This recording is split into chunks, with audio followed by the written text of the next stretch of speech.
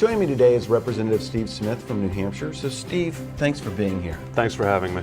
You know, the big issue that I think everybody in the state should be talking about when they're not talking about all the political candidates coming to the state is the budget stalemate, I'll call it. Yes. Whether there'll be a veto override, whether or not there'll be a compromise, and how long the continuing resolution lasts. Yes. So let's sort of, I've laid the backstory. How do you view it from your vantage point? Oh, it's very uncharted territory in New Hampshire. This has, I think, only happened 3 times that we know of, and it's mind-boggling. So probably the first thing is how the budget process works, and don't get scared and look at the clock. It's a couple of sentences. The first thing that happens is we don't write the budget, the governor does. The governor sends it to the House, and then we try to find enough of your money to do all the spending programs that are in there. You know, and that never happens because appropriately they swing for the fences not knowing what revenue will look like as we go through the process January through June. Right, and the House starts early before you have full facts on what the revenue side is even going to look like. Oh, sure, yeah, and they're constantly updated throughout the process. April and May are key months because a lot of people are paying their tax bills then.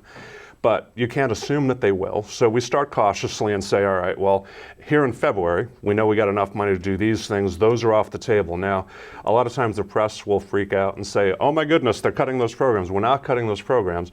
We have prioritized what we're going to look at, and these are the must-dos that we can do today. And those things get added back in as you go through the process. So that's how it works. So you begin with the governor probably getting about 95% of what they want because they wrote the budget.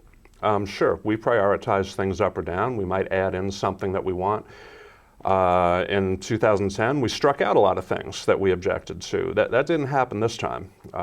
Revenues actually look pretty good. And this budget has more health and human services spending than any budget in our state's history. There were a couple of sticking points. Frankly, with the governor, it's kind of been a moving target. So first, it was reported that we said no to the public employees' pay raise. That's absolutely not true. What we said was not right now, that the revenue wasn't quite there. We thought it would be, but that we needed to delay it 1 year. That's actually been offered back, and I guess that wasn't good enough. Well, it was a compromise, I guess.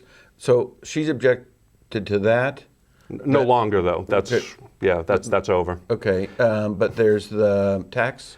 The business tax cuts, I think, is the only issue left. And so from a political perspective, the Republicans won in the House and Senate. She has to respect what we want to do. And this is the only thing I think that there is left to fight about. And we may get to it in another segment, but what about the expanded Medicaid?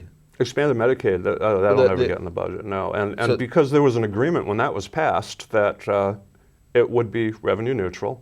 The mantra that we heard in the House the day we passed it was, if every day that we don't pass this, we are losing $500,000 a day in revenue. Okay, fair enough. So the agreement when we passed it was, you run it for 2 years, because however smart we are, you don't really know what's going to happen. Collect the data for those 2 years and see if that's true, and then modify the program up or down or reevaluate it at that point. And that makes good sense. That happens in January. And frankly, it's a breach of that agreement if all of a sudden we just want to toss it in the budget and forget that we ever talked about that. So that's kind of a separate issue from everything else. And she sees that as a separate issue from your vantage point? Or does she want that in the budget?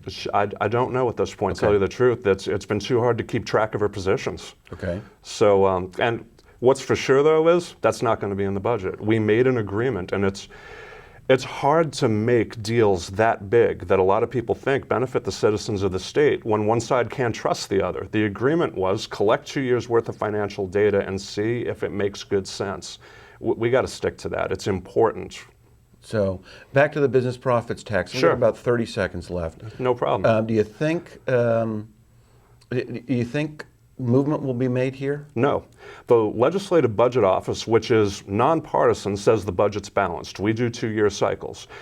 She says there's a $90 million hole in the budget. Okay, what she hasn't said though is not this budget. This budget is absolutely balanced. She projects out, I can't remember if it's 5 or 6 years or 5 or 6 budget cycles, and says if nothing changes, if there is no growth in the state, well then there'll be decreased revenue. I have more faith in New Hampshire than our governor does. There will be growth, even with all the things that have gone on. There has been some growth, and then that number goes away.